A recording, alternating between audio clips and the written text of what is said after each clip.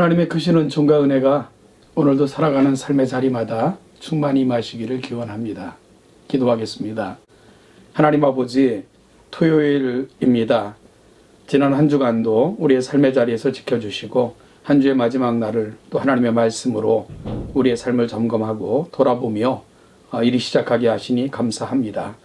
지난 한 주를 교묘하게 돌아보고 하나님의 말씀으로 살피며 다시금 하나님의 말씀으로 채워지고 그렇게 또 새로운 한 주를 준비하는 복된 날이 되게 하옵소서. 내일은 거룩한 주일입니다. 우리가 예배하는 자리에 하나님과 거룩한 교제와 성도들의 그 함께함의 기쁨을 사모하며 함께 나오게 하시고 그렇게 거룩한 천국이 우리 가운데 이루어지는 복된 주일이 되게 하옵소서. 오늘도 하나님의 말씀 속에서 주의 음성을 듣는 복된 이 아침이 되게 하여 주시기를 간절히 바라옵고 소망하며 예수님의 이름으로 기도하옵나이다. 아멘. 오늘 함께 나눌 하나님의 말씀은 다니엘 12장 5절 말씀부터 13절 말씀까지입니다. 다니엘 12장 5절부터 13절 말씀을 지금 읽겠습니다. 나 다니엘이 본즉 다른 두 사람이 있어 하나는 강 이쪽 언덕에 섰고 하나는 강 저쪽 언덕에 섰더니 그 중에 하나가 세마포 옷을 입은 자 곧 강물 위쪽에 있는 자에게 이르되 이 놀라운 일의 끝이 어느 때까지냐 하더라.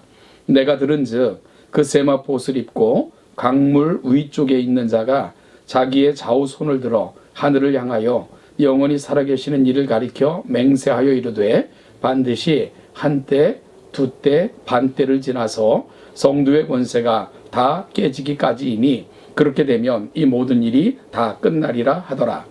내가 듣고도 깨닫지 못한지라 내가 이르되 내 주여 이 모든 일의 결국이 어떠하겠나이까 하니 그가 이르되 다니엘아 갈지어다. 이 말은 마지막 때까지 간수하고 봉함할 것임이니라. 많은 사람이 연단을 받아 스스로 정결하게 하며 쉬게 할 것이나 악한 사람은 악을 행하리니 악한 자는 아무것도 깨닫지 못하되 오직 지혜 있는 자는 깨달으리라. 매일 드리는 제사를 폐하며 멸망하게 할 가증한 것을 세울 때까지 1290일을 지낼 것이요 기다려서 1350일까지 이르는 그 사람은 복이 있으리라. 너는 가서 마지막을 기다리라. 이는 내가 평안히 쉬다가 끝날에는 내 몫을 누릴 것임이라. 오늘 본문은 다니엘의 환상이 끝나는 부분이기도 하고요.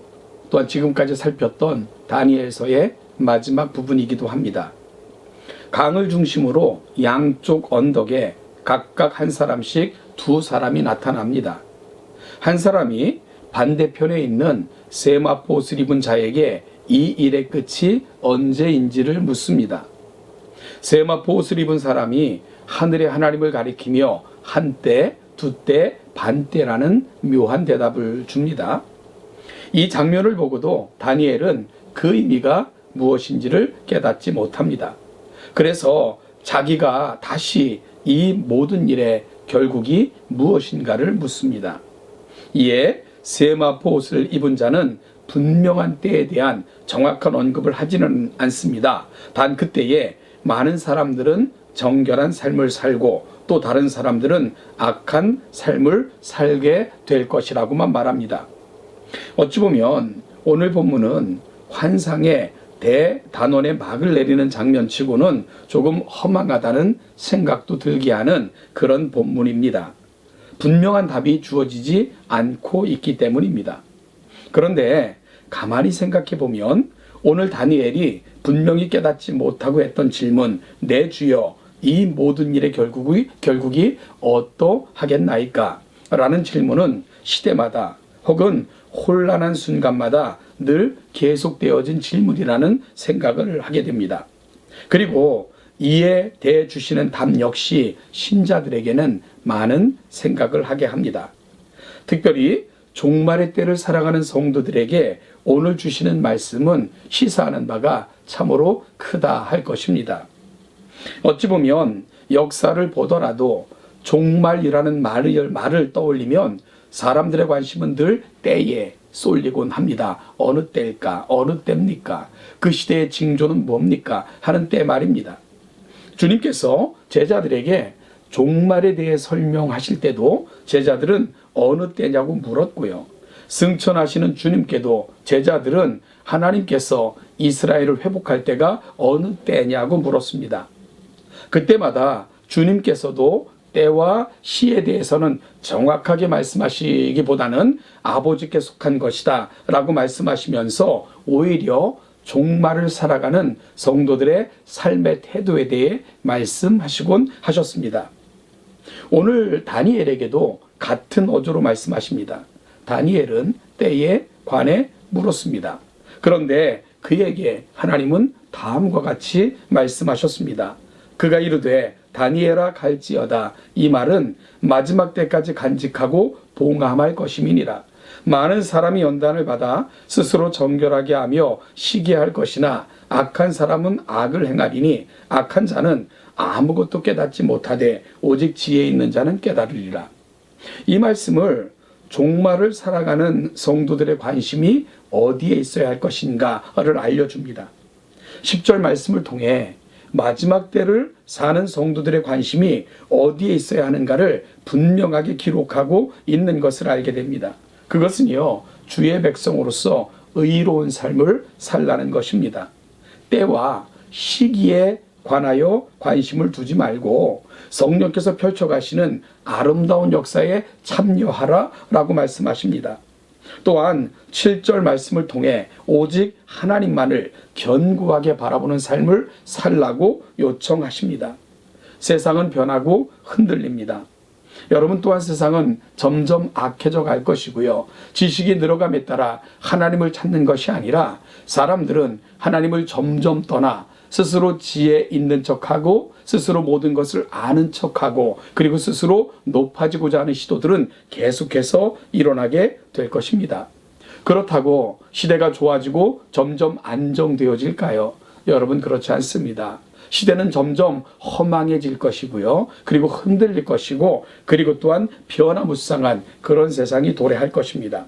그렇다면 이러한 시대에 종말을 살아가는 성도들의 삶은 어디를 향해야 될까요?